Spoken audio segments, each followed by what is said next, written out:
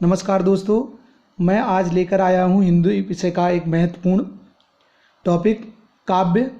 काव्य की क्या परिभाषा होती है, किन किन विद्वानों ने कौन कौन सी परिभाषाएं दी हैं और काव्य के क्या क्या भेद हैं और उनके क्या लक्षण हैं, ये सारी बातें होंगी। लेकिन आपने इस चैनल को यदि सब्सक्राइब नहीं किया तो मेरा निवेदन है कि चैनल को सब्सक्राइब कर लें लाल बटन दबाकर, ताकि मेरे द्वारा जो भी वीडियोज़ अपलोड किए जाते हैं उनकी सूचना आप तक पहुंचे और आप उन्हें देखें। और यदि उनमें कुछ त्रुटियां हों तो आप सुझाव भी इनबॉक्स में लिखें। तो मित्रों, प्रारंभ करते हैं। काव्य किसे कहते हैं और काव्य के कौन कौन से भेद होते हैं, क्या परिभाषाएं होती हैं, क्या लक्षण होती हैं। तो समस्त भाव प्रधान साहित्य को काव्य कहते हैं, ऐसा माना जाता है। किंतु विभिन्न विद्वानों ने विभिन्न परिभाषाएं दी हैं और सामान्य शब्दों में यदि हम कहें तो रस युक्त वाक्य काव्य कहलाता है। अर्थात ऐसा वाक्य जिसमें आनंद आ जाए, रस आए, उसे काव्य कहते हैं। संस्कृत साहित्य के आचार्य विश्वनाथ जी कहते हैं वाक्यम रसात्मक काव्यम, अर्थात जिस वाक्य में रस है, आनंद है, वह काव्य है। इसके अलावा और भी विद्वानों ने कहा, पंडित राज जगन्नाथ जी ने कहा रमणीयार्थ प्रतिपादका शब्द काव्यम, मतलब रमणीय का अर्थ भी आनंददायक वाक्य जो है वह काव्य है। कुंतक ने कहा कि वक्रोक्ति काव्यम जीवितम, और अन्य विद्वानों ने अलग अलग बात कही है। आनंदवर्धन और अभिनव गुप्त जी ने कहा ध्वनि आरात्मा काव्यम काव्यस्य। तो मम्मट ने कहा है कि सुगुणाम्बल कृतौ पुनः क्वापि। लेकिन निष्कर्षतः हम ये कह सकते हैं कि रसयुक्त वाक्य को काव्य कहा जा सकता है, कहा जाता है। जिस वाक्य में आनंद आए, जिसमें लय हो, उसे काव्य कहते हैं। काव्य के प्रमुख रूप से 4 भेद हैं। काव्य का ध्यान देने वाली बात है, काव्य के प्रमुख रूप से 4 भेद हैं। मुक्तक काव्य, प्रबंध काव्य, और इसके बाद दृश्य काव्य और चंपू काव्य। तो एक एक करके इन काव्यों के बारे में चर्चा करते हैं। पहले मुक्तक काव्य। मुक्तक काव्य के बारे में ये स्पष्ट कर दें, ऐसा काव्य की ऐसी पंक्तियाँ, ऐसा काव्यांश जिसका पूर्व और पर, मतलब पहले और बाद से कोई लेना देना नहीं होता, स्वतंत्र होती हैं।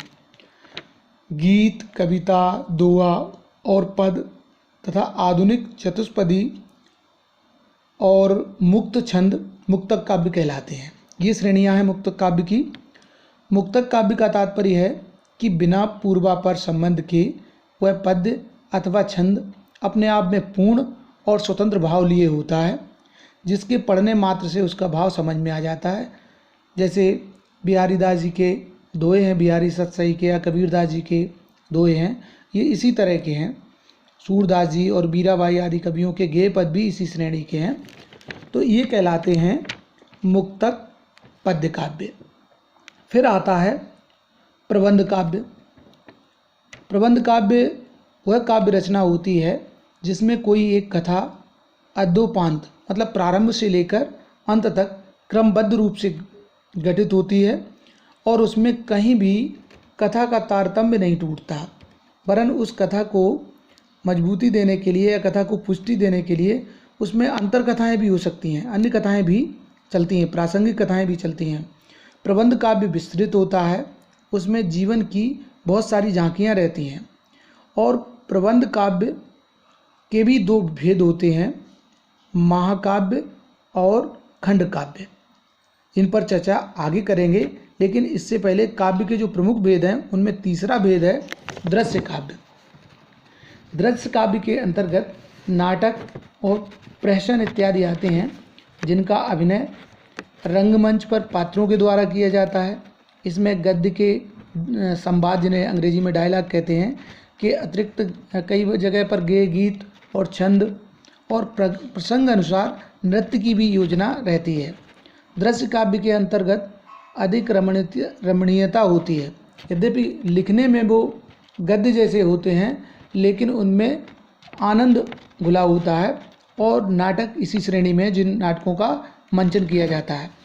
कलाकार कई बार अपनी प्रभावशील अभिनय कला द्वारा हृदय पर सीधा प्रभाव डालते हैं और बड़ा देखने वाले को आनंद प्राप्त होता है। दृश्य काव्य निश्चय ही श्रव्य काव्य से श्रेष्ठ माना जाता है, क्योंकि उसका आनंद पढ़कर और देखकर दोनों रूपों में प्राप्त किया जा सकता है, किंतु श्रव्य काव्य का आनंद केवल सुनकर ही लिया जा सकता है। नाटक में साहित्य के अन्य तत्वों के अतिरिक्त अभिनय तत्व भी प्रमुख रहता है। तो मैं एक बात और स्पष्ट कर दूं कि इसमें देखने में बहुत ज़्यादा आनंद आता है, और सारे नाटक जो है इसी श्रेणी में आते हैं। कोई से भी नाटक जिनका मंच पर रंगमंचन किया जा सके। इसके बाद आता है चंपू काव्य, जिसमें चंपू का काव्य कहते हैं जिसमें गद्य और पद्य के दोनों के स्वरूप मिले हों, उसे चंपू काव्य कहते हैं।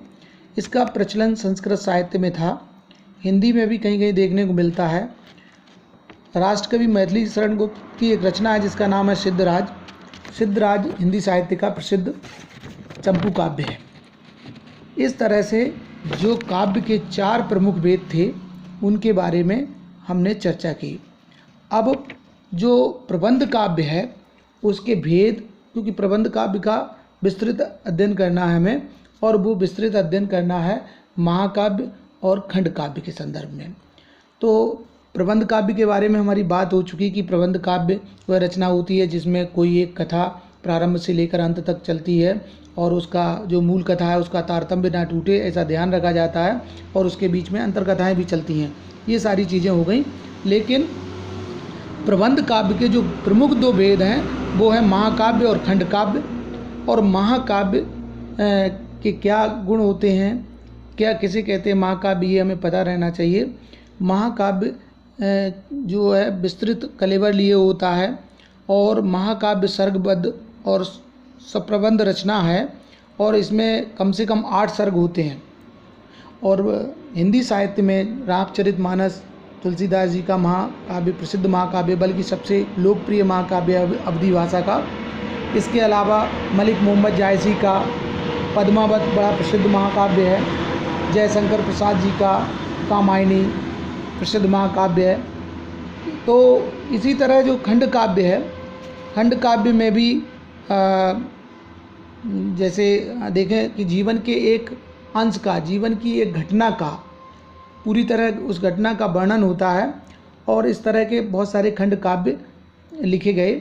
और इसमें श्याम नारायण पांडे जी का हल्दी घाटी का युद्ध, जैसे हल्दी घाटी का युद्ध है वो महाराणा प्रताप और अकबर के बीच युद्ध हुआ था। अकबर के सेनापति मान सिंह और आसिफ खान ने महाराणा प्रताप से युद्ध किया था। तो महाराणा प्रताप का जीवन तो बहुत बड़ा है, 1540 से लेकर 97 तक।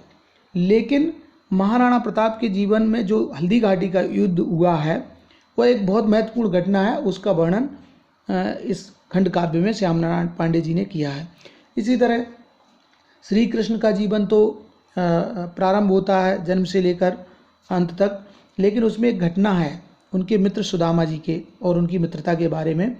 तो नरोत्तम दास जी ने सुदामा चरित लिखा। इसी तरह मैथिली शरण गुप्त जी ने जयद्रथ वध का और क्या नाम, इस तरह की बहुत सारी पंचवटी का, इस तरह बहुत सारे खंड काव्य लिखे। अब हम लोग जो हैं देखेंगे कि महाकाव्य में क्या लक्षण होते हैं और खंड काव्य में क्या लक्षण होते हैं, ये हमें पता होना चाहिए। तो महाकाव्य सर्गबद्ध और प्रबंध रचना होती है। इसमें सर्ग होते हैं, और सर्ग मतलब ये कह सकते हैं कि इसके खंड होते हैं। जैसे रामचरितमानस में हम देखते हैं कि कांड, लंका कांड, अयोध्या कांड, बाल कांड, इस तरह बहुत सारे कांड हैं। तो इसी तरह से हर महाकाव्य में बहुत सारे सर्ग होते हैं, और कम से कम 8 सर्ग होते हैं। एक चीज़ और भी है, प्रथम सर्ग जो है वो मंगलाचरण का होता है, जो ईश्वर स्तुति के लिए होता है। कि जब इतना बड़ा ग्रंथ लिखा जाता है, महाकाव्य लिखा जाता है, तो उसमें प्रारंभ करने से पहले भगवान की वंदना होती है।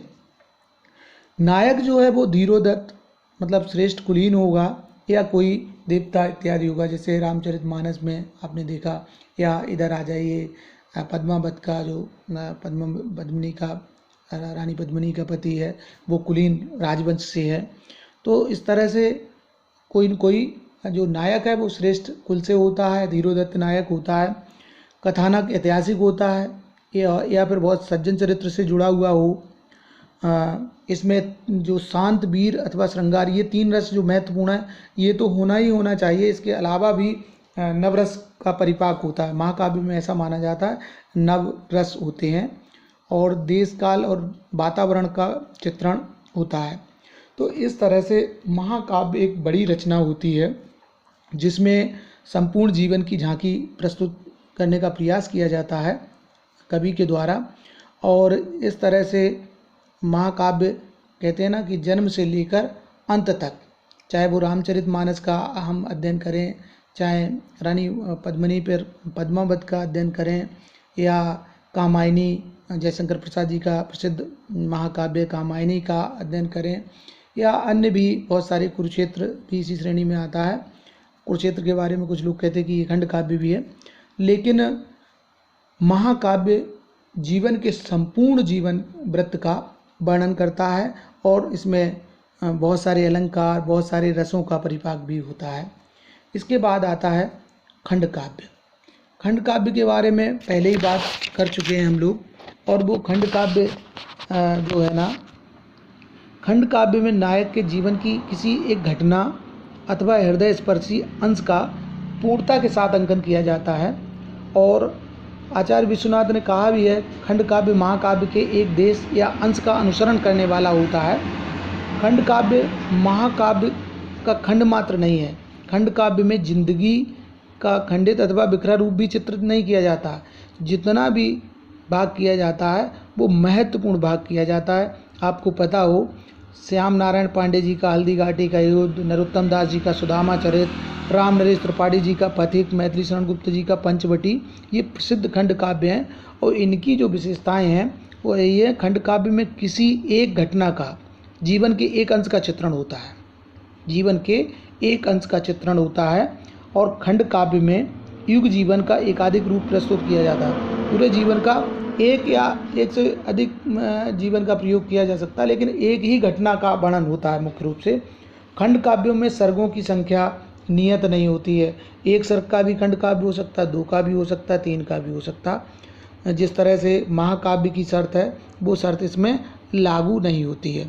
खंड काव्य का कलेवर सीमित होता है और वो संक्षिप्त रूप में होता है। तो ये था मित्रों जानकारी काव्य के जो 4 भेद हैं, मुक्तक काव्य, प्रबंध काव्य और दृश्य काव्य और चंपू काव्य। इसके बाद प्रबंध काव्य के जो भेद हैं, महाकाव्य और खंड काव्य, इनके बारे में चर्चा की। मुझे लगता है कि हमने प्रयास किया बड़े सरल तरीके से आपके सामने प्रस्तुत करने के लिए। इसमें बहुत सारी जानकारी आपको मिली होंगी। जानकारी यदि अच्छी लगे तो आप चैनल को ज़रूर सब्सक्राइब करिएगा। और एक निवेदन है कि चैनल को सब्सक्राइब करें, लाइक करें और मित्रों को शेयर भी करें ताकि ये चीज़ें पहुँचें। वीडियो देखने के लिए आपका बहुत बहुत धन्यवाद।